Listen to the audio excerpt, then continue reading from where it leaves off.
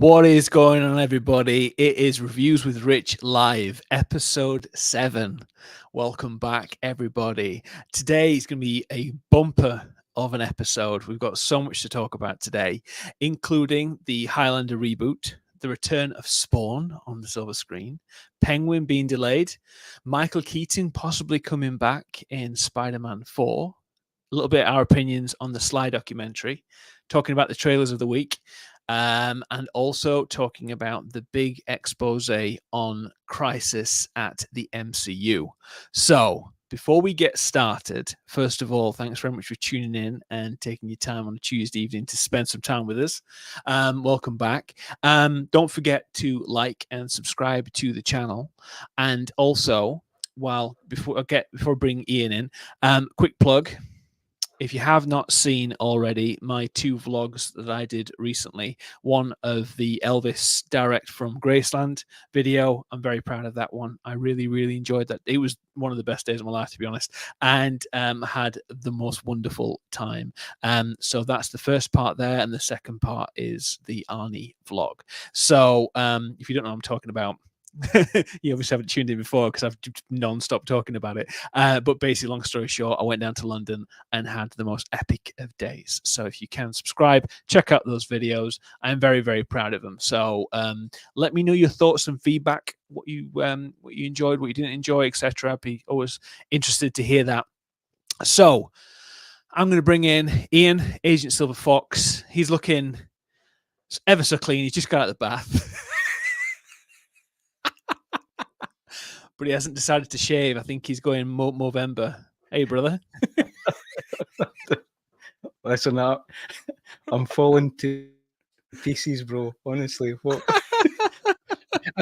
I don't know what I'm more terrified of, the nuclear site I was on today or all the stuff you're talking about, because we've actually not talked for, it seems like ages. Couple of weeks. And after what you've announced tonight, I feel like I've been on a different planet because I've just been doing. I'm excited to hear what you're going to tell me tonight. It's all right then. Yeah, that's good. I'm glad it's all new news. I'm glad you're like, yeah, I know about this, Rich. Oh, we're talking about Blade as well, the new Blade. So it's all going to be great fun. And yes, stop me if you don't know what I'm talking about. I'll fill you in quickly. James says, good evening, guys. Welcome back. Thank you, brother. Hey, Les. Good to see you. Thank you so much for coming along. I have to bring you in one week. It'd be great to have you in. Katie, my wife, said, don't forget to mention Echo. Yes, we'll be talking about the Echo trailer. That falls under the trailers of the week section, and also a random connection to something that I'm currently wearing is featured in that Echo trailer, which I'll tell you about shortly, which is quite funny. So while we get people coming in left, right, and center, again, don't forget to like. And we've got movie news. First things first, we talked about this before. We have Henry Cavill is confirmed as the new Highlander.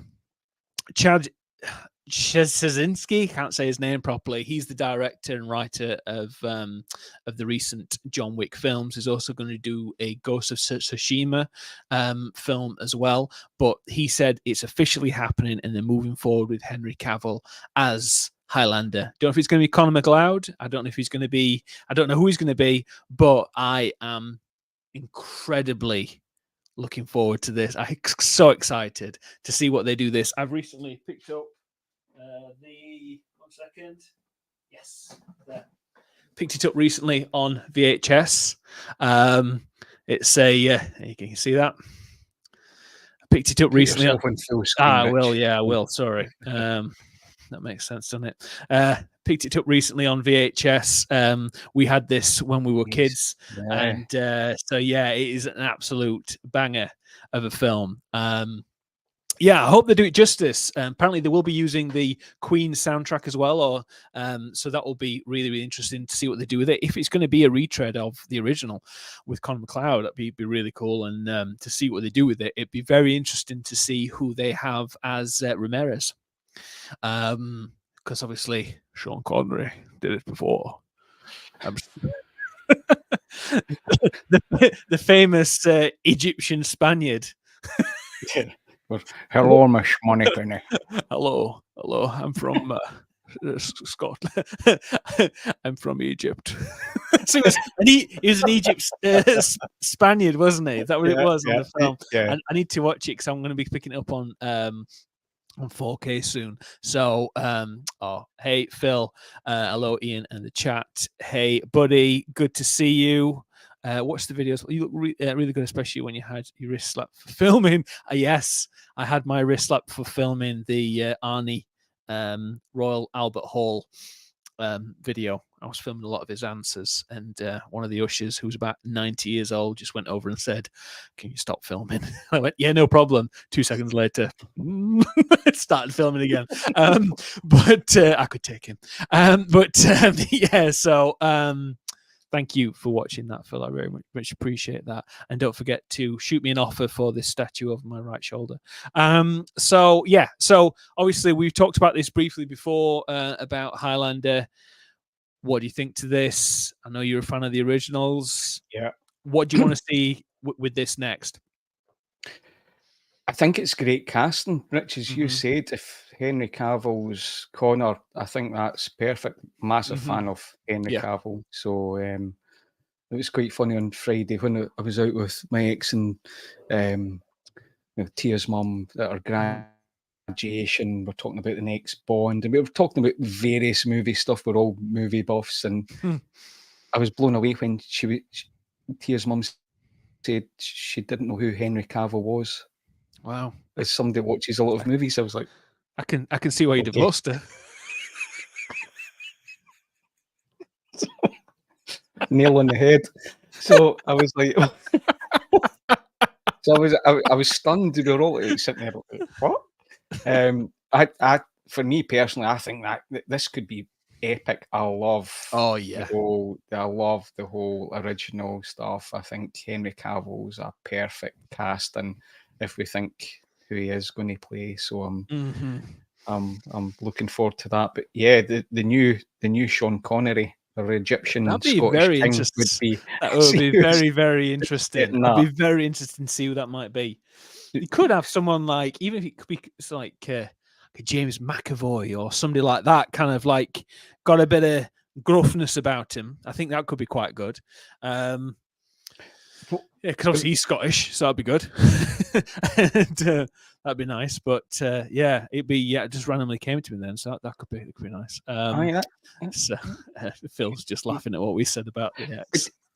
Javier Bardem's quite good at different accents. I wonder what he could. Javier Bardem, I love that guy. He's amazing. Yeah, I wonder if he could. Yeah, it's maybe a bit too out there, but he's really good. He could really work. That could really work. He's you know what? He's spot on. He acts everybody off the screen in June. By the way, on the 1st June, it's just like he's just there for 2 seconds and he just acts everybody off the screen. He's just incredible. He's awesome. Yeah. So no, he's great. Good shout. But so it's all happening. It's all steam ahead as of recording this evening. The actor strike is still going ahead. It's like 117 days in, so no actors can confirm anything or sign up for anything during this period of time. So there's going to be a delay. Basically, if they don't get an answer by the end of this week, there's a big chance that it's going to go until next year, and because they're just going to down tools and that's it. So basically we're going to be in for a bit of a dry season when it comes to a lot of the content, which I think probably could be good and a bad thing. I'm kind of, I don't know about you, but I'm kind of glad of the promotion kind of slowing down a little bit, kind of everybody on hot wings and all this kind of stuff like this, just being insincere about some of the actors just being very actory. But it'd be nice to kind of see what happens after this. Obviously, they're doing it for the right reason and doing it for the future of the industry as well, and with AI and all this kind of stuff. And apparently, that's been one of the big stickling points as well. When people do pass away, who owns the rights, etc. So there's a lot of things there. So very interesting. Big Stack says vlogs were great. Made me watch the Arnie documentary on Netflix. Major respect, Big Stack. Good work. Massive Arnie fan. Hope you enjoyed the docs. Amazing. We'll be talking about another documentary that was of a similar ilk, which I personally think wasn't as good, with the SLY documentary. But we can talk about that in a minute. So Peter says, sorry I couldn't make it tonight, chaps. Heading home from the cinema. Have a great show. He was at the cinema seeing the new Nicolas Cage Dream one, which, yeah, rather you than me. So, hey, Rich, imagine seeing that and not being on with us. I know, What's wrong right? with them? It's almost like you had a free ticket from Sky. Yeah. So Love you, giving Peter. tickets away. Yeah, exactly. Yeah. So we've also got, with everything that's happening with the actors' strike, we've got the Penguin show, which I can't wait for, has been delayed to fall of next year. I'm happy with that. That's fine. Yeah, I'm just waiting to see what happens with that. I think this particular season will be the Penguin taking on Gotham. Obviously, he's got the reins now after he took it off from Falcone. It's going to be very, very interesting to see what they do with that. Obviously, it's going to be post-flood and all that kind of stuff. So it'd be very, very interesting to see what they do. So obviously, this will directly tie into the Batman 2. So yeah, no real surprise there with that one. Phil said the documentary was fantastic. Haven't watched Fubar yet. I haven't watched Fubar. I love Arnie. Big Arnie is like one of my heroes, and I don't know if it's going to be any good. The trailers didn't really sell it for me, but I'd watch it for him. If you want to watch something, I would recommend you watching Pumping Iron as well, because he's absolutely genius in that film. I've been going back through the catalogue after seeing him again. I've got all his films anyway, but basically going back and buying some on 4K. I've got Terminator 2 Judgment Day on 4K recently. I picked that up, and I got Even Dark Fate, which obviously wasn't that great, but I thought he was good in it.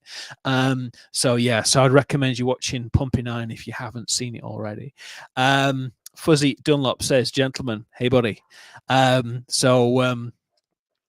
to have everybody here so far. Now, I know you're a fan, as I am, Ian. Do you know about what's going on with the Yellowstone final season? To what extent? Oh, okay. So, never mind. So basically, it's basically what's happening behind the scenes. There's a falling out between Kevin Costner and Taylor Sheridan, and because of that, they were supposed to do another couple more seasons, but they've decided to end it at the last half of season 5. So originally the plan was to do season 5 as a whole. Then the actor strike and writer strike happened, and Kevin Costner wanted some time to spend focusing on Horizon. Sorry, Phil just said something. I'm balls deep into Yellowstone at the moment. Right. Phil, tell us whereabouts you are in Yellowstone. If you've seen the whole thing, if you've seen the spin-offs, tell me in the chat. So basically, Rich, yeah. See that comment from Phil? That sounds more like what Beth would say. Yeah. Miss Ideal. Awesome. She's brilliant. So basically, they had to down tools because of the strikes, but also as well, there's a falling out behind the scenes. Kevin Costner apparently wanted more money. He was owed a lot more money than they were willing to give him at one point, and he wanted to focus on the Horizon, which is the film that we spoke about before, which is the 2-parter. Apparently, he's going to do it in 4 parts generally, and so basically, he wanted a bit of time off between filming, and they just had a bit of a falling out. So what they have agreed to do is come back, and they're going to be, he's on season 4, episode 6. It's getting spicy. It's getting spicy. Yeah, it's getting spicy. Hold off watching season 5, because I think it's slightly slower. I think with knowing that they've got the last part of the season 5 will be in November, maybe watch it from the beginning and then go back to it again. And have a look at the spin-offs as well. I'll give a bit of a reading list in a minute. But yeah, so basically they have confirmed that they'll be releasing the final episodes of Yellowstone. They're thinking it might be 5. They're thinking it might be 10 episodes. They don't know. Depends how they're going to finish off his story. But they have agreed to do 2 spin-offs on top of the 1923 season 2 spin-off as well, the extension of that. And it's going to be 1944, which will be very interesting. And 2024. So 2024, I believe, is going to be the one that Matthew McConaughey is going to pick up.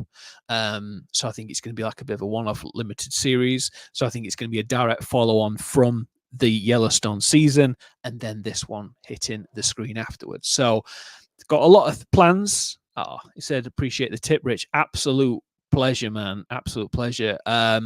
Les says, really enjoy Yellowstone. I'm all caught up. Has everybody seen the spin-offs, 1923, 1883? Again, in the chat, tell me. Obviously, I know you've seen it, Ian. You're all caught up with this so far. Have you started watching the Lawman yet? That was on Paramount Plus. The Bass Reeves. The Bass Reeves. Yeah. I watched, because this weekend was crazy, I watched about 15 minutes, the intro, and I wouldn't say what happened, and I got cut off, so I've not seen it all.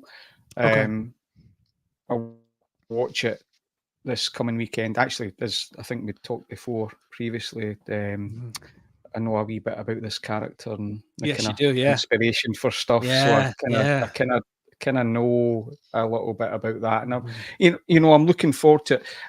The 15-20 minutes that I first saw, it was quite slow, but that's okay. I'm okay with that. Yeah, and it might have been the mood I was in, but I'm all in on this because I love Taylor Sheridan. It's unbelievable. It's unbelievable. His world, his writing, his production is just superb. I love everything that he does so far. So, and see, on Matthew McConaughey, I'm actually really excited to see him in this. He just exudes the Yellowstone world. Oh yeah, 100%. He's fantastic. I love him anyway. I think he's great. I think he's, ever since winning the Oscar, I don't think he's really found his lane in terms of the next project that he's going to sink his teeth in. His performance was good in Gold, but I don't think the film was that strong. But a couple of the ones he's done, he's just kind of, but then obviously he's done his autobiography and a lot of his like self-help stuff, which is great. But at the same time, I think he needs to go back to the acting and go proper drama again. But yeah, I bloody love the guy, and I think he'd be absolutely ideal in that as well. There's actually, Les has said, hasn't seen the spin-offs. Right. Next thing you do, Les, 1883. It's 10 episodes. It's unbelievable. Honestly, you could watch it away from the Yellowstone, but it's obviously all tied in. It's all the original, the Dutton family going out and finding their land, which is the land obviously they've got the ranch on. So it's unbelievable. It's perfect. And there's 1923 as well, which is also linked to, which is the Dutton family, which has got Harrison Ford and Helen Mirren as well, which is set in the 1920s. Again, perfect show, but that's the first season of 2. The second season is going to be coming out maybe next year, maybe back in the next year. So just wanted to he couldn't believe it was Cole playing Rip. He has gone all in on that now. He's basically living that cowboy life. He's keeping that hair, he's keeping that beard, everything now. He's gone all in. He's released his own coffee now, and stuff like, which looks by all accounts very nice. So he's bloody good in that role as well. So that is Yellowstone. Again, one of my favorite shows. Very much looking forward to that. He can't do wrong for me. Taylor Sheridan. I said the SLY show was really good. Tulsa King, again, that was one part of that, because there's only 2 seasons. And then the Lioness show was really, really good, but that wasn't directly linked in any way to the Yellowstone ranch or anything like that. Needs to release that jacket. The jacket that he wears, I'm assuming so. Yeah, I think I've got a jacket like that, I think, actually. Anyway, so right, the trailers of the week. We had one film which looked unbelievable, and the other film showed the whole film in a trailer. Guess which one it was I'm talking about? This film, Jesus Christ! Did you see the trailer of this? Yeah, I did. It showed you the whole film. Hey, he looks good though. Looks great. Yeah, he looks great. Good though. Yeah. But I mean, it really does look good, and I think the casting on this is good. But you know, I'm old school. Lee Majors, you're not gonna beat that. No. I mean, like, this is very much a romantic comedy. Yeah. Less. It seems like, and I said this to my brother a couple of days ago. Ryan Gosling has found his little niche at the moment where he's become quite dry with his humor and how he is in was it The Other Guys, the Shane Black film? So he was like that, and then he was like that in Barbie and a couple of other things. He's very Ryan Reynoldsy, how he's kind of stuck into this little persona now in some of his films. I like him a lot as an actor. I think he's brilliant. But I think he has to be very, very careful what he does with this now, because he's becoming quite mainstream in that, which is nothing wrong with that, of course.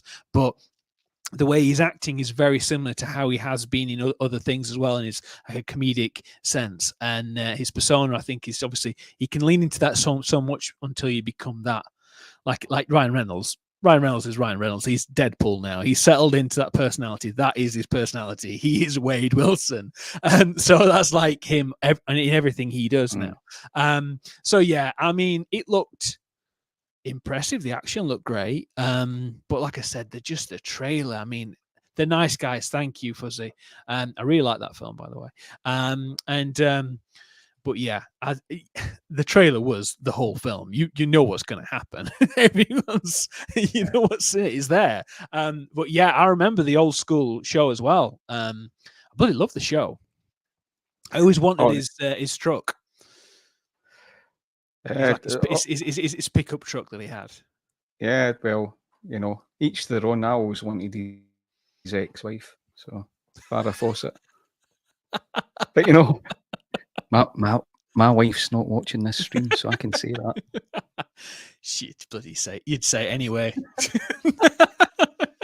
Don't get you started on bloody Kate Beckinsale. All right. Anyway, that was Fall Guy. But a very, very impressive trailer was for a thing that we've been teasing for the last couple of weeks. It's been the Kingdom for the Planet of the Apes. What did you think to this trailer? I'm intrigued to see. Oh, yeah, loved it. I mean, listen, I go back from a kid and watching the original Planet of the Apes. Loved that.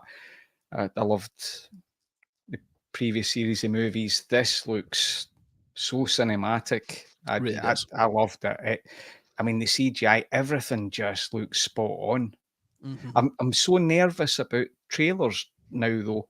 But this one, I'm all in going, no, this is amazing. Yeah. I think it looks incredible. It looks absolutely stunning. I think what Matt Reeves did and what Andy Serkis did in terms of performance, I think the world that they built was just so impressive, and how they thought of doing that as a new trilogy was just so impressive. This is a follow-on from that trilogy, which I like a lot. Rather, it's just, it's another soft reboot or whatever. It's just a follow-on from Caesar's journey, where obviously the humans are the ones that are now subservient and everything like that. And so it's got a complete flip on it. And it's going to be very, very interesting. The technology looks absolutely spot on. What they did, obviously, it's a different director and everything else like that. But what they did with Avatar in terms of performance capture, if they can do any kind of use any of that technology for this film, I think we're in for a real treat. I was really happy how this trailer came along. It came across really, really well. So I'm really impressed. There aren't too many big names in it, but it doesn't need to have that. I think the actual franchise itself has got a lot more clout in it. I think people give it initial lip service for, I think. And I think I need to watch the second trilogy, as it were, again, because I bloody love them. They're fantastic. And the last two, I was really, really impressed with. I haven't seen the last one, The War for the Planet of the Apes, since it was out at cinema. So I really need to go back to it. Yeah, tremendous. That was a great end to Caesar's story as well. So Empire says, Phil says, thought it looked credible. Cannot wait to see this. And he said, is Wrexham going to make a cameo in Deadpool 3? I think he's going to have to do something. He'll wear a baseball cap or something. If you haven't watched Wrexham, by the way, that's a good show. Yeah. We're enjoying that. We've been watching that of late. And it is funny. I think the third was the weakest, if I'm honest, Fuzzy said. Okay. No, yeah, it's entitled to your opinion on that one. Yeah. It's, I think they have to tie a lot of it off at the end. But I think they didn't know what they were going to do in terms of the next stage. So maybe if they'd have known that it was going to lead into this, maybe they could have done something differently. But I thought I was really impressed with it. Do you know the budget for this? I haven't looked that up. I can check now. Curious. Well, because it looks special. So budget. So did the Creator, right? And that had a lower budget. That was that 85 million. That was for that. But I think for this particular one, it hasn't been reported yet. How much is so the last one was between 150 and 152 million to make it, which I think is pretty damn impressive. See what it looked like. It doesn't say the reported budget for this one, but I can imagine it's about 200 mil. It will be higher, especially with what's happening with the visual effects departments and stuff like this. It's hectic stuff. But to go into a little bit of a rumor / into the direction we're going to be talking about in a bit. There's one thing that's come up the last 24 hours has been rumors that Michael Keaton will be coming back as the Vulture for Spider-Man 4. I loved him in Homecoming. I thought it was amazing. Sony tried to, obviously, they put him into the post-credit in Morbius. But as of now, because obviously this could be still the MCU, post the last Spider-Man, obviously everyone's mind's wiped in terms of no one knows who Spider-Man is. So at the end of Homecoming, Toomes knows, he knew who Peter Parker was as Spider-Man. And but then obviously his mind's going to be wiped, so he's going to be looking for vengeance because he was in jail. So he won't remember Spider-Man saving his life at the end of Homecoming, which could be very compelling. And it could be interesting what they did set up at the end of that film as well with Homecoming. I'm not considering the Morbius thing any kind of connection to it. But what they hinted is the guy from Better Call Saul, he's Scorpion. So he could be that kind of ground level bad guy rather than it being too much of a Tony Stark thing, because obviously they tied it a lot into Tony Stark previously. I think that could be really, really good. So there are rumors he's going to come back. Obviously he's not got a strong pension because he keeps coming back for these franchises, but he's amazing. I love Michael Keaton. He's my favorite Batman, and he's just amazing. What do you think to that as an idea of him coming back? Oh, hey, I'm all over that. Michael Keaton, I love and absolutely love how they tied that story in and his portrayal as the Vulture. The Vulture must be one of the hardest, in my opinion, comic book figures to put onto live screen. It's one of my favourite figures. You've got is the Jazz Inc. one you've got? Yeah, the Jazz. Yeah, it looks amazing. That does. So I've got that set there. So Michael Keaton, I'm all in. Love that guy, and how he portrayed the Vulture was amazing. So for that comeback, I'm excited. Oh yes, so it'll be awesome. So there's little rumors at the moment, but it would be amazing. We also got a trailer for ECHO. Now, full disclosure, I heard a lot in terms. I wasn't excited about this character at all. I wasn't that bothered in her introduction in Hawkeye. I thought she wasn't massively compelling. I thought her characterization was just okay. And obviously, she is a deaf character in the comics, and she's played by a real deaf actress, and she's an amputee. And but she didn't really kind of fully show her abilities, I think, personally, in Hawkeye. But they released this trailer, and boy, was it impressive. They initially, there was a lot of rumors behind the scenes, that they'd reduced the show from 8 episodes to 5 because it wasn't working, and that they decided to just basically dump it on Hulu and Disney Plus all on the same day. Now, this trailer obviously had a lot of focus on Kingpin, and obviously her connection to Kingpin. What did you think to this trailer? Oh, it looked superb. I forgot that Echo was coming out. You know, it's one of those things like Marvel have kind of switched off a little bit, and I forgot about certain things that were coming out. It looked great. It helped for me because I'm a massive Kingpin film fan, but I think the art with this, in terms of the street level, that kind of what they're doing now, the spotlight kind of thing, really, I think's the right thing. I think to so. do. I think so. I think it's. I mean, obviously, there's Daredevil in this as well. He's hinted at one point. There's like a screenshot which you managed to take. It was him jumping. It looks like his traditional outfit as well, his red outfit. So, very, very intrigued by this. It looked very mature.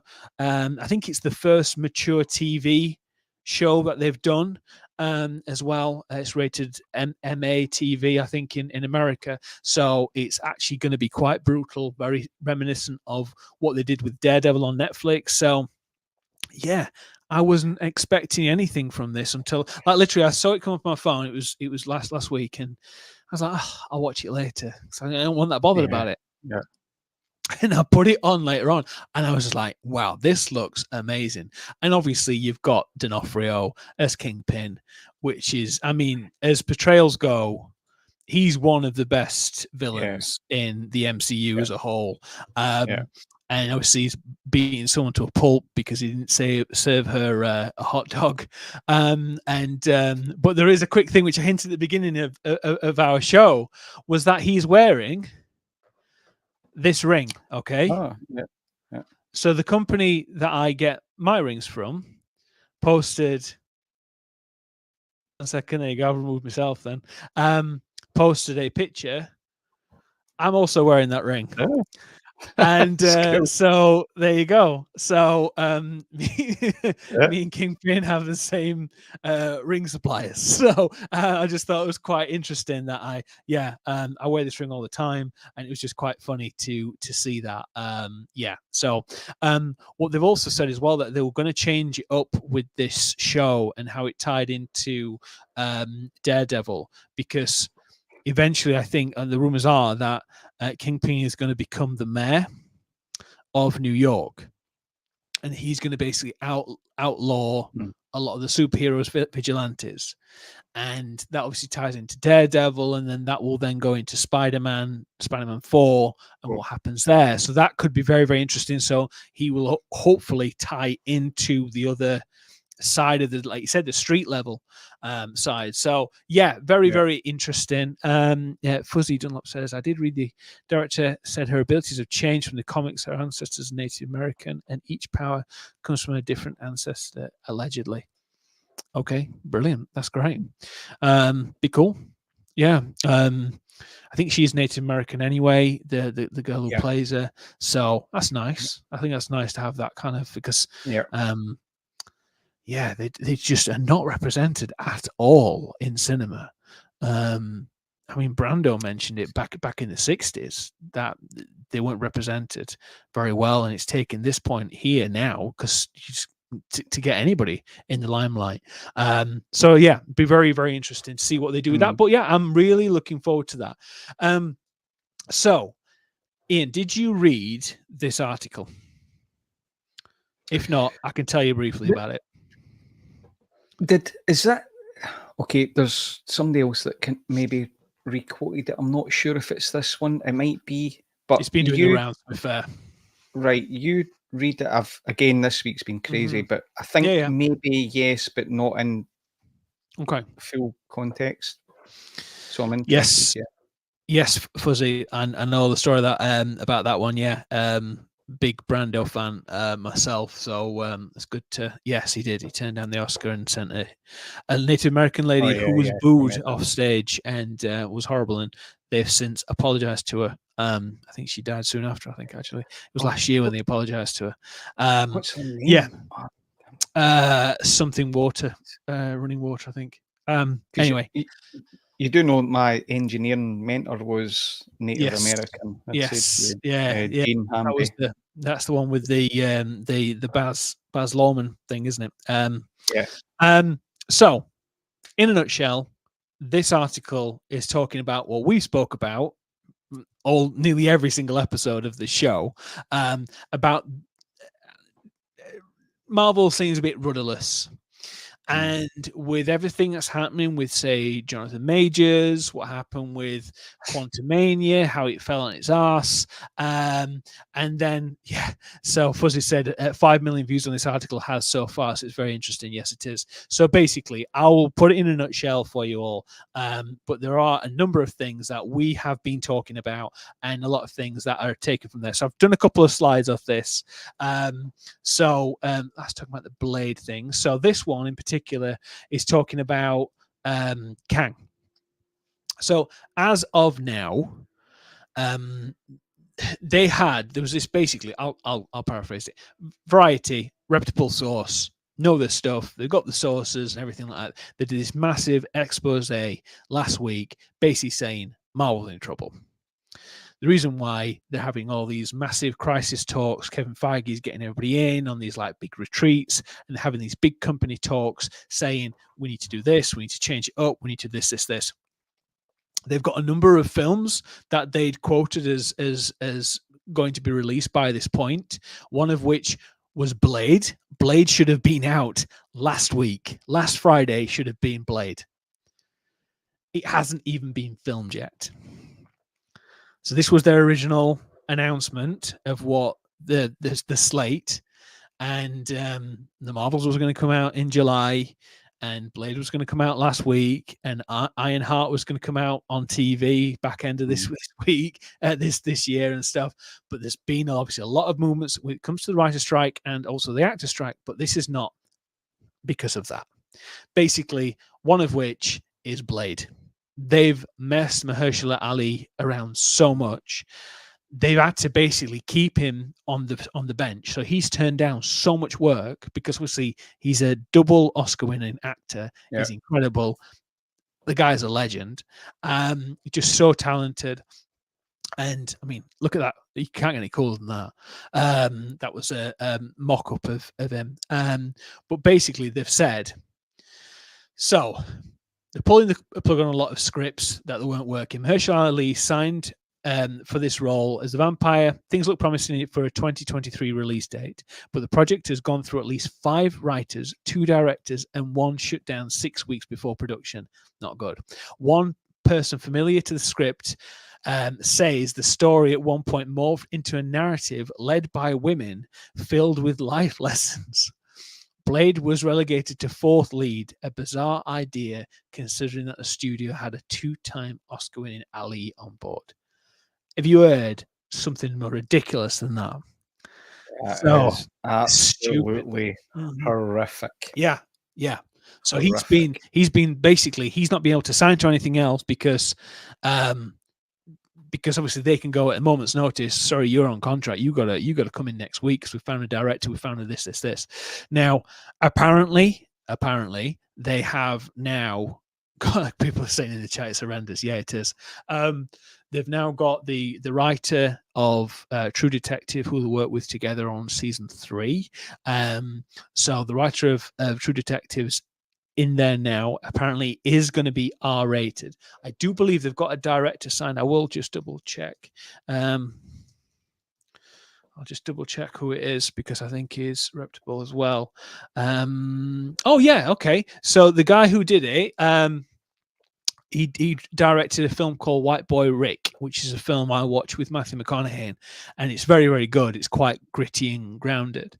And also the guy, it's no longer Nick, the guy from True Detective who wrote it. It's now going to be Michael Green who wrote Logan. So no brainer for me that. So the guy who wrote Logan is now stepping in to go and write this film. So please let it be fantastic, because this is one of the only Marvel films I'm truly looking forward to, because, I mean, the talent behind him and those guys at the helm as well, it should be brilliant. But this is an example of what was going on with Marvel.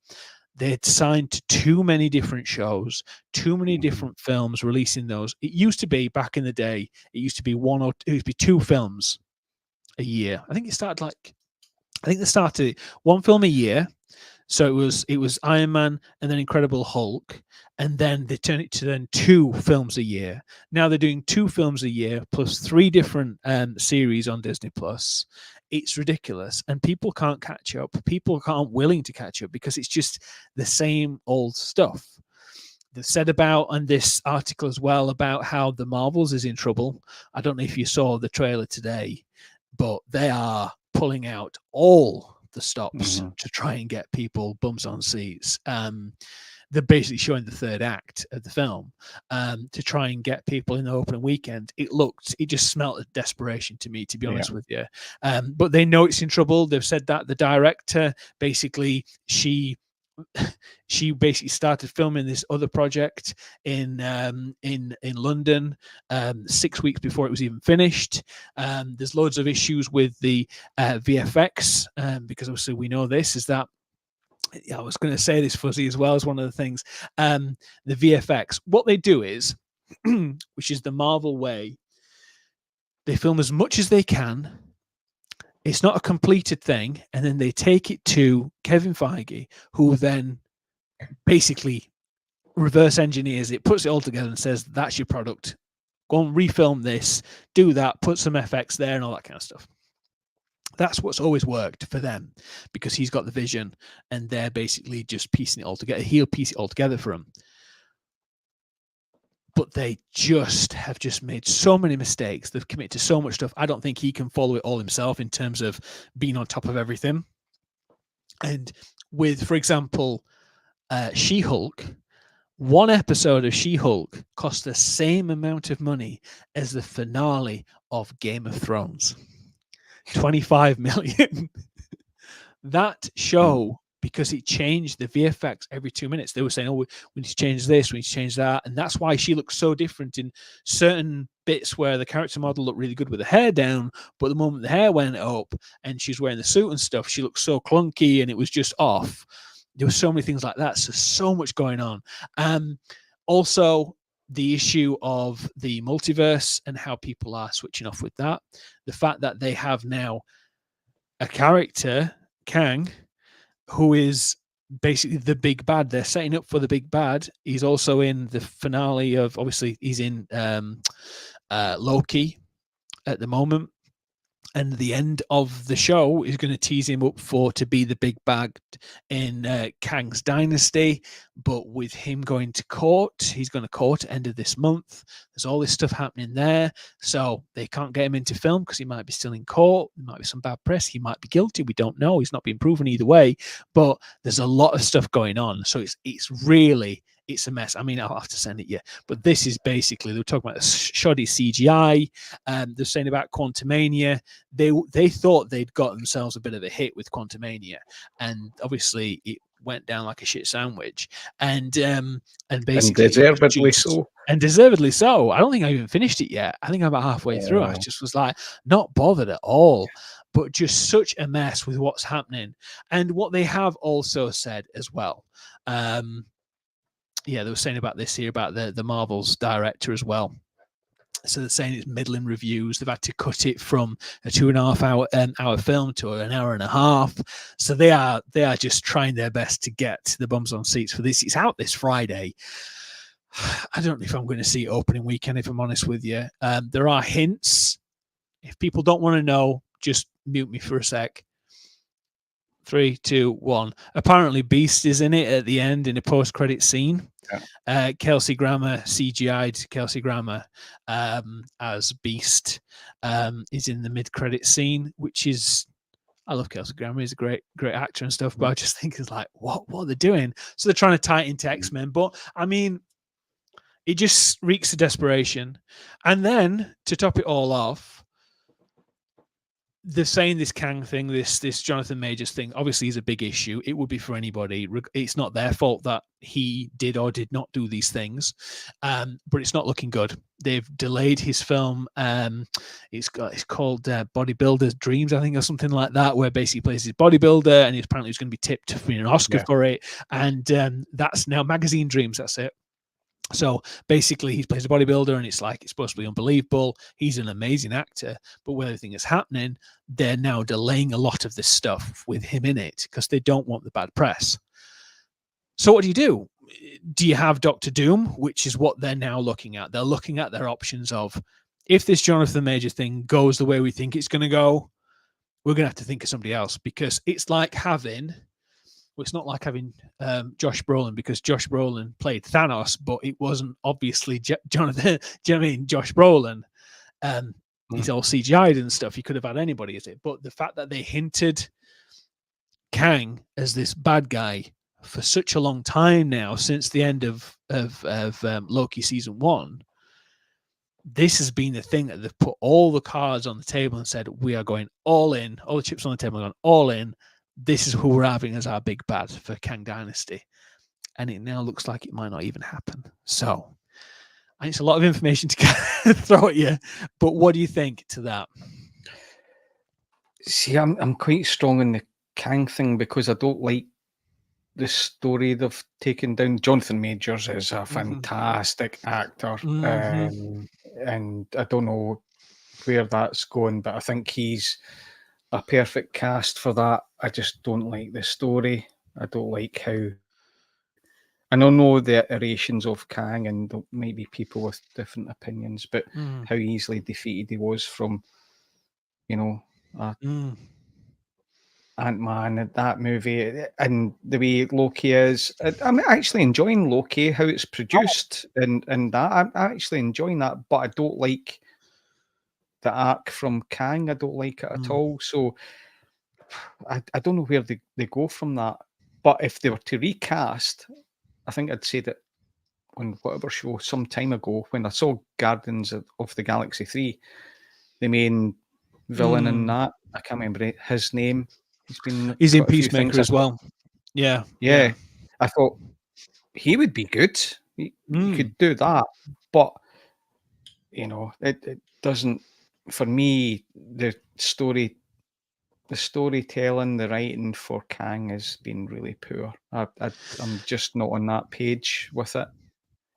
Someone said it, something that something I read was that a lot of people aren't as invested in somebody who's infinite. So you kill one of them, there's a million others. Yeah. There's an infinite number of other people. Yeah, they hire Rushi, but we're talking about the actor, I think, Fuzzy.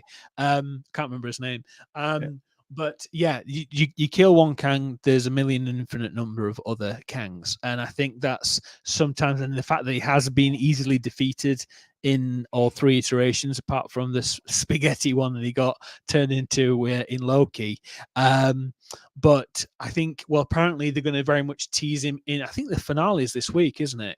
For Loki, which I am really enjoying. I'm really, really enjoying it. I think Tom Hiddleston has been just... Oh, he's superb in this. He's perfect. Because I remember, when I mentioned Loki a bit ago, you're like, oh, not really feeling it, like that kind of thing. But it has just the strength of the production and the special effects and the writing, and the performance is just absolutely spot on. I'm really impressed with this show. I wasn't as bothered on the first season, but this second season for me has really gripped me.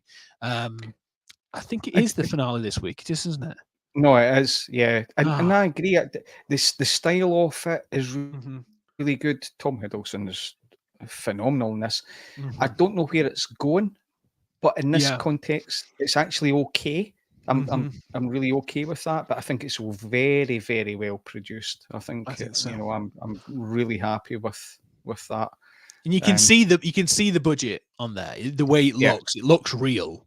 Yeah. The real sets and all that kind of stuff. And because it is the finale this week, I think, you know, the fact that he's mastered this time jump. Yep. Yeah, I think there's a bit of that, and I think I think it might merge the other Loki into him. I think he might just be the prime Loki, maybe. I think a couple of things like that might happen with Sylvie. And in terms of Kang, I don't know what they're going to do, but I am just really, really intrigued with it. I think it's one of the best stuff they've done of late, I think. It's one of the best things they've done since No Way Home, I think, to be honest with you. But yeah, I'm really impressed with Loki so far. Yep. But also one thing that came up with this thing as well is that they are possibly, because no one's really the head of the Avengers, I think they were obviously going to have Chadwick Boseman, I think, initially to take over from the Avengers, but obviously he passed back in 2020, which is obviously incredibly sad. They were obviously trying to get Tom Holland as be the head of the Avengers, and maybe like Captain Marvel and Doctor Strange, but no one has really caught the imagination as much as the original lot. And they've said that there's a possibility that they might just bring back the OG, the Scarlett Johansson, the Chris Evans, Robert Downey Jr., everything. There were hints that Robert Downey Jr. is already signed to join the MCU again. For me personally, in my personal opinion, I think Robert Downey Jr. is the perfect Iron Man. There's no disputing that. But he ain't getting any younger. And I think his ending for his character arc was so perfect. It's going to take some beating if they're going to try and bring him back and the rest of him as well. I mean, obviously, you can't have Hawkeye at the minute. He's still going through surgery and stuff and treatment. He's having some issues still. But yeah, I think it's just, again, what I said about desperation earlier, was just kind of like bringing them back. It's like doing a legacy sequel. It's like bringing Harrison Ford back I don't know. It's kind of like bringing him back too soon. Do you know what I mean? Before Force Awakens, before the 20 odd years had passed, you're bringing him back too early. You're bringing back the OG too early, because that's your last ace up the sleeve. Bringing back the OG, you throw loads of money at them, get more people on bums on seats.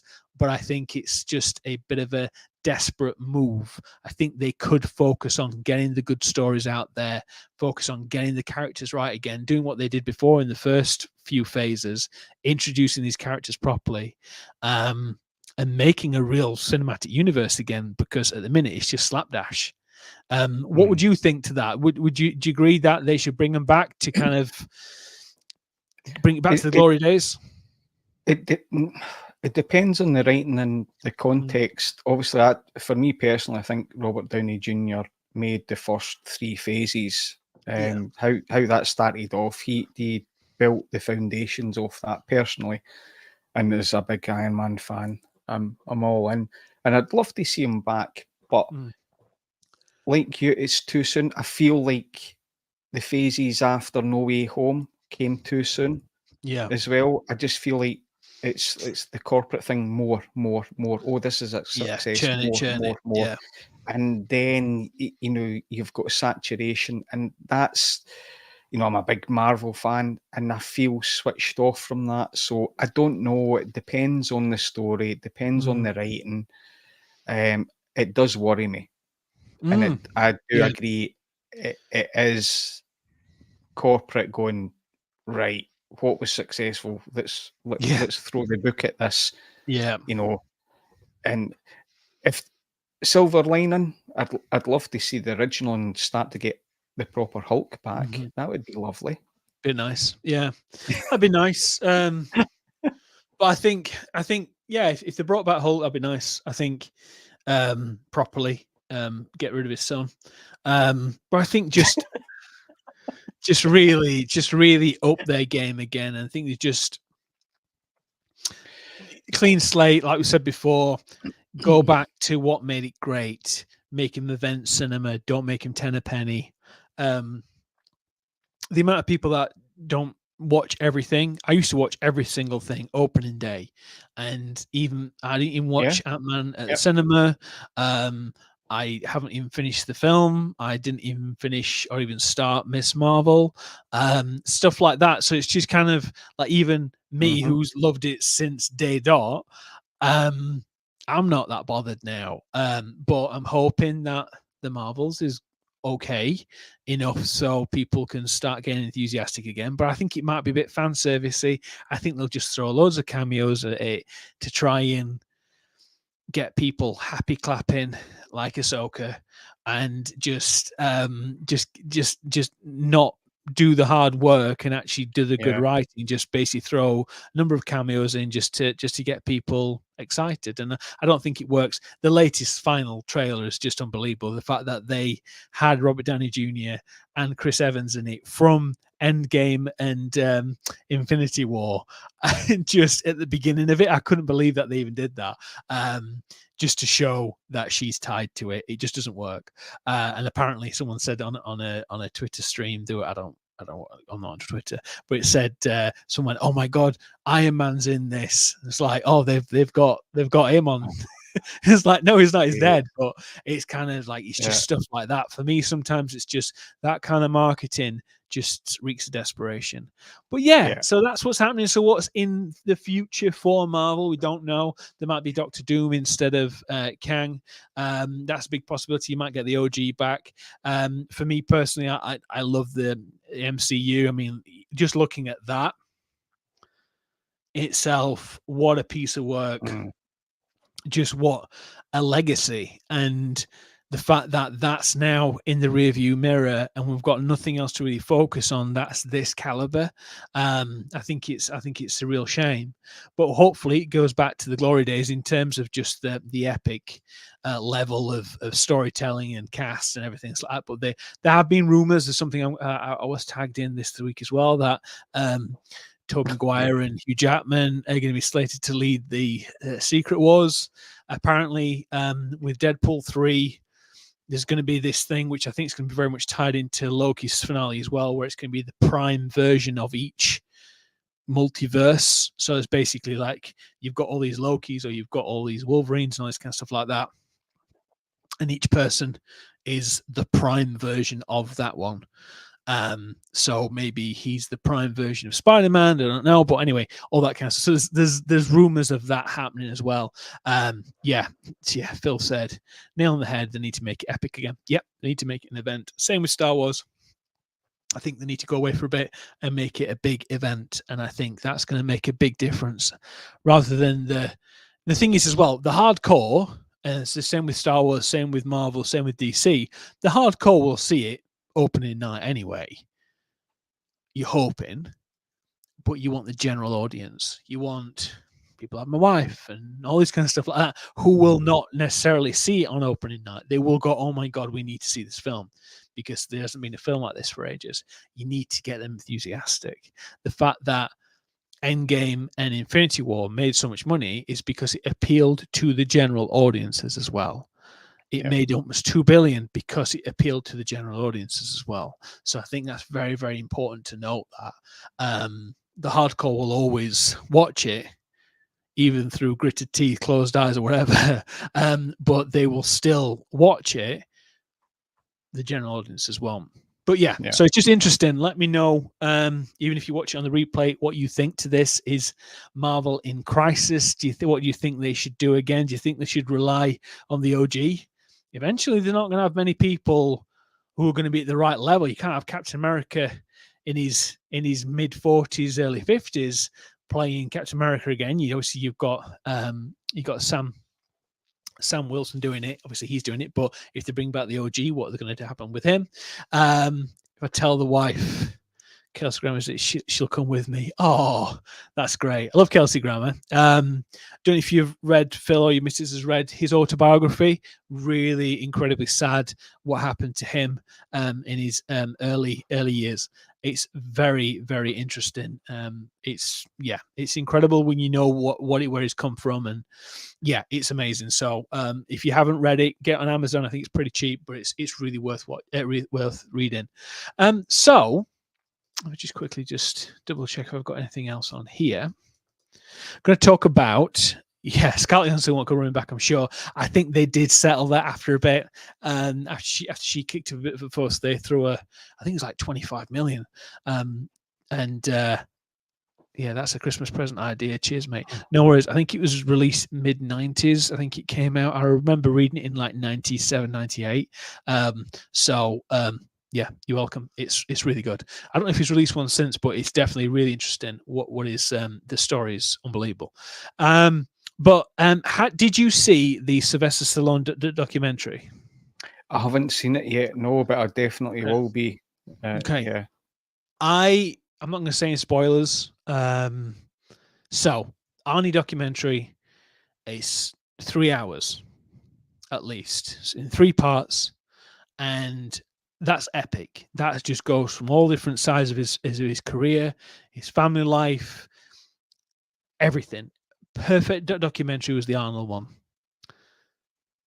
Now you have the SLY one, which came out last week, which is an hour and a half, and to be honest with you, was nowhere near the level of it. He deserved better, I think. So one thing is that when the director's talking to him, the camera's doing this every 2 minutes. It's moving all the time. Oh, it's horrible. Obviously, that was on purpose, but it was very introspective. It didn't really. It focused way too much on Rocky and Rambo. There's this bit where he's moving house, and it's kind of like, oh, he's moving house, and he's basically changing everything up, and it's kind of like a Netflix paying for your moving firm, because it just seemed like they were focusing on that quite a lot, and it was just like he just decided to film this documentary and talk about this stuff while they were moving some stuff out of his house. At the end, it was very honest and open, but I think they focused way too much on a relationship with his dad and not necessarily all the other interesting elements to his life. And he's very inspirational as a person. He's incredibly clever. And he's an absolute hero. But I do think that he deserved better in terms of the documentary. I think there'll be a few others that might say the same if they watch it. He's very introspective. You can tell he's very reluctant with what he's done with his career and how it has affected his family. If you know about what happened with his son, and stuff like that. And then obviously he's got this other marriage now, which obviously he's been with her for a long time, but he didn't mention the other failed marriages that he had and all this other stuff, which was like, and my wife said, I was like, I didn't realize he wrote Rocky. I was like, oh yeah. So I started like talking to her about it. And there's like the fact that he didn't even mention about him selling his dog and then buying it back, and all those like interesting things of his story wasn't really mentioned. And there's just, it was a bit of it. I'd be interested to see what you think, because I know you're a fan as well. But yeah, very interested to see what you think to that.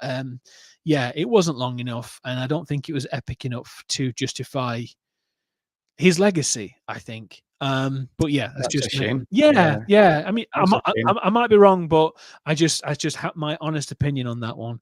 But it is a shame. But we've got. I've been rewatching the Arnie one because obviously since I saw him at the Q&A, I've been going back and watching a lot of his stuff and going to his interviews and stuff like that. Been reading up a bit more because I purposefully didn't want to rewatch him and see him again and then obviously be on the Q&A and then I'm like, I've heard the story kind of thing. So that was good. But have you been watching anything in particular that you would recommend or want to talk about? This week it's been a crazy week. We've watched, I think I talked to you about picking up a few different 4K movies since I've been doing stuff in the movie room. And I tell you what, me and Lucy are big fans of The Shining, right? And I've watched it loads, got in Blu-ray, whatever. So last weekend we watched it on 4K in the movie room. Wow. We saw a movie taken to the next level. We were blown away. Really? We were just pulled in. So you still see that it's from film, right? You see the grain, and that's Yeah. still, it's lovely. Apart from the initial bit, you see a bit more at the start where it's sweeping in the Yeah. landscape, and there's Yeah. a bit more of, you feel a bit more judder. Wow, though, it Okay. pulls you in. We were watching it on that screen, and we looked at each other and went, and we're big fans. I Yeah. mean, Lucy's undergrad degree was film and psychology, Okay. and part of her thing was, a big thing on Stanley Kubrick, which Yeah. we're both a big fan of. But I can honestly say it's not my most favorite movie, but watching it, I was just wow, just wow.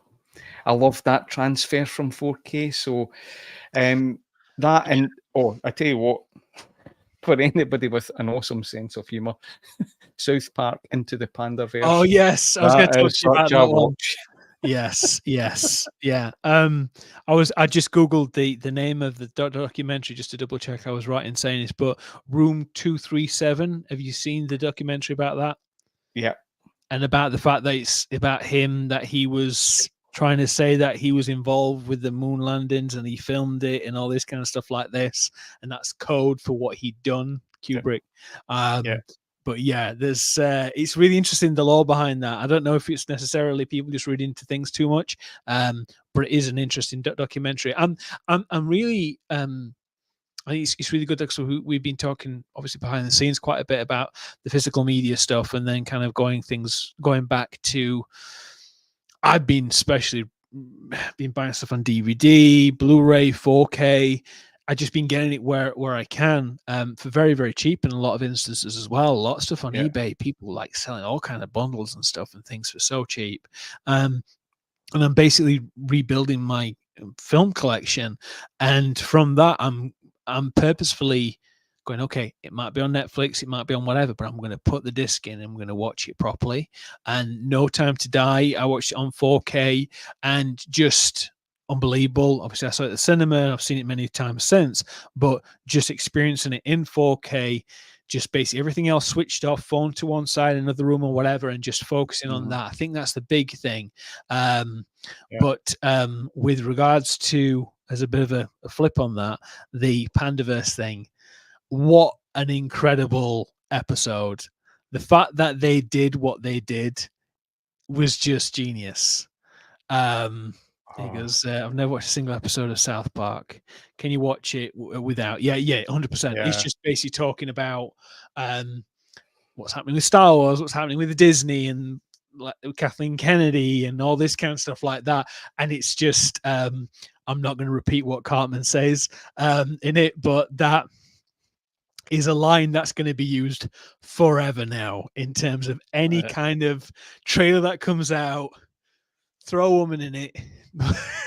What is it? Throw a woman in it, make her gay and lame, or something like that. It's just like, so basically it's a commentary on what's happening of late with the advent of AI, and then the pandering to certain ethnicities, sorry, I can't say it very well, D&I and all that kind of stuff like that, focusing on those different things and how people are pandering for the sake of pandering rather than writing good quality characters, regardless of their skin color and creed. But it's just incredibly well put, and those guys know what they're doing. And it's on Paramount Plus. It's completely free if you've got that. If not, you can get a so many day trial. But yeah, it's well worth watching. I think it's about an hour and a half, is it? No, it's only like 48 minutes. Is it really? Yeah. Wow. Wow. No, Oh, honestly, I it's was great. doubled up laughing, and it's. I think they could have gone harder. I think they could have gone a bit harder on it, I think, to be honest. I also think they could have done that, but it was still true to form. I think it's very intelligent in how they linked it to the multiverse, right? Yeah. But then flipped on the the billionaires and everything as well, and the billionaires with, I don't want to yeah, say too much, yeah, and the handymen. yeah. That's so Genius. typical South Park that they Yeah, take something here yeah, and now. yeah. They are so intelligent. It Oh is yeah, so yeah, good. yeah. They So did good. that, and they did an amazing one over the coronavirus as well. They Yeah. did one. They did 2 Yeah. parts on that one, Yeah. which is really worth watching as well if you get the chance. Again, it's on Paramount Plus. Just there's some great stuff out there, and the fact that those guys are still going and still making an impact as well. I think because now this floodgates have opened, I think more and more companies are going to realize that okay, maybe we need to just kind of pump the brakes a little bit. One thing that came up on that Marvel thing, which I forgot to mention as well, is that they've been hiring a lot of indie directors and writers that were just doing very small films, and that they've been putting their messages, their kind of, oh, I'm going to make a statement in this and that in this particular massive film, where it doesn't necessarily need to have that. It just needs, like I said about the life lessons thing with Blade. I think hopefully companies are a bit wiser to that. People don't need to be pandered to. They just need to just make good content, and regardless of what ethnicity they are from, they just need to just focus on the story, and that's the most important thing. But yeah, thoroughly recommend Into the Pandaverse. I would worth watching the SLY thing, but I won't go breaking your back watching it. It's on Netflix. Yeah, what else have we been watching? We're watching all sorts. I still want to watch the Jimmy Savile Steve Coogan thing, and yeah. My brother says it's excellent. But yeah, so I've been watching a lot of stuff. Without obviously, I've been rewatching a lot of Arnie stuff. I watched this documentary on Elvis called Elvis Reborn, Rebirth of Elvis, and it was basically focusing on his Las Vegas years, which was really, really interesting. And there's a lot of behind the scenes stuff there with the Colonel. That was a BBC documentary. It was from back in like 2017. So that was on YouTube. So yeah, so there's a lot of stuff going on there. And I'm hoping to try and, I don't know if I'm going to, are you going to see the Marvels this weekend? Are you bothering? See, I'm on the fence, Rich. Lucy's away this weekend with our friends that do this annual thing, and out of the mind-numbing thing of I'm recolouring a leather sofa. Oh, Jesus. Right. So I actually might go and watch it. I might go, but I've got no high hopes for it, to be honest. So, but I might go and do it just to get out the house. Yeah. Yeah. Right. So I Put might your first coat on and then go outside. Yeah. Yeah, do that. Do a bit more dabbing and then. That's it. Yeah. That's it. So I think I might. I actually quite enjoy going to the cinema. It sounds sad. Me and Lucy go to the cinema together and watch movies, but I like going myself. I do too. Sit Yeah. there and going doing that. So yeah. So I might do that. Nearly everything that's come out this year, I've watched on my own, because the missus wouldn't necessarily want to go with me, or she's at work, or I've been at work, or been looking after the daughter and stuff like that. So it's just life stuff. So yes, there's no wrong with doing there. Have you watched Invincible season 2 yet? That's just started back. I've actually not watched the first one. So oh my God. Right. Okay. I know a lot of people rave about it. So okay, quick recommendation for you and everybody else who's watching. Amazon Prime, Invincible. Watch the first episode. Don't read anything into it. Don't look at anything. Watch the first episode and then wait. I think it's about 10 or 15 seconds after the credits start rolling. There's an additional scene. That scene changes the game in terms of the rest of the season and the whole way of looking at this type of show, because you feel it's quite generic when it starts and you're like, oh, okay, superhero-y and all this kind of stuff like this. And it's just incredible. Honestly, it's one of the best shows I've ever seen. I can't recommend it enough. So if you try and watch the first episode, let me know when you've watched that first episode, and then you'll want to watch the rest, trust me. But yeah, that started back up again on Amazon Prime.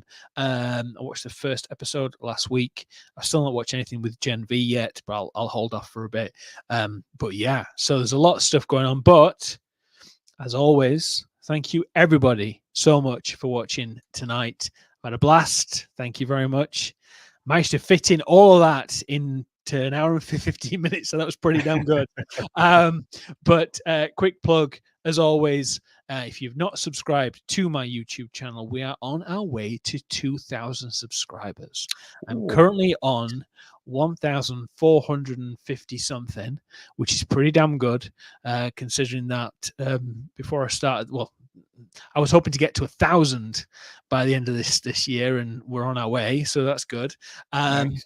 If anybody's interested, I am looking to sell this bad boy here.